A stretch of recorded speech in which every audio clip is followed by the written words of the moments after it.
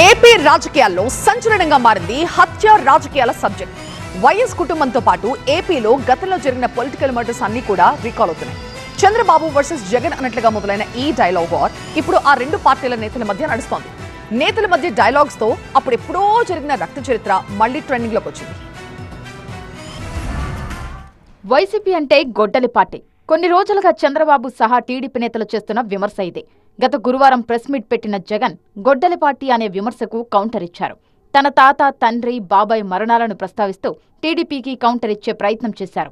ఆ తర్వాత నుంచి గొడ్డలి, గన్ అంటూ రక్త చరిత్ర పాలిటిక్స్ నడుస్తున్నాయి.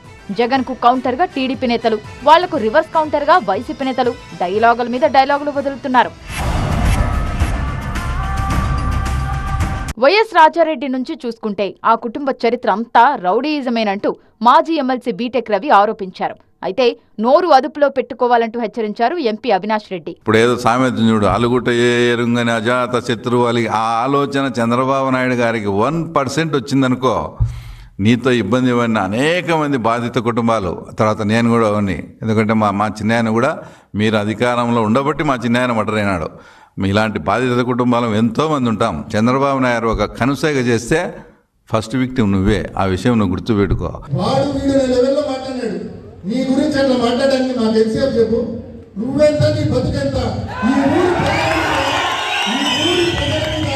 ఈ పురోగతులకు కళ్ళ వేసి ముగ్గురాయి దొంగతనం చేసి బతికేవాడు నువ్వు, ఇసుక దొంగతనం చేసి బతికేవాడు నువ్వు జగన్మోహన్ రెడ్డి గారి గురించి నోటికొచ్చేట్టు మాట్లాడేవాడుగా.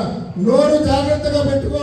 హత్య రాజకీయాలు మొదలుపెట్టిందే వైఎస్ కుటుంబం అంటూ పయ్యావుల కేశవ్ ఆరోపించారు. గొడ్డలపాటి నెవర్ అగైన్ అంటూ కామెంట్ కూడా చేశారు. ఆయనకు ఉరవకొండ మాజీ ఎమ్మెల్యే కౌంటర్ ఇచ్చారు. పయ్యావుల కుటుంబానిది కూడా నేర చరిత్రేనంటూ సంచలన ఆరోపణలు చేశారు విశ్వేశ్వర్ రెడ్డి. నేరమయ రాజకీయాలకు మొదలు పెట్టింది మీరే, ఆ రాజకీయాల్ని కొనసాగిస్తున్నది మీరే.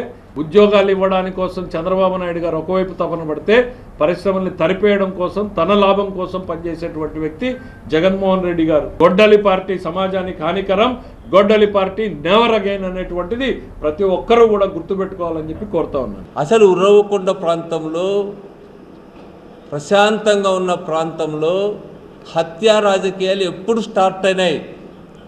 భయం నీడలో ప్రజలు బతికేటువంటి పరిస్థితి నీవు మొదటిసారి ఎమ్మెల్యే అయిన తర్వాత వచ్చింది. మీ దుర్మార్గాలకు వ్యతిరేకంగా ఆ రోజు కమ్యూనిస్ట్ పార్టీ పోరాటం చేసింది.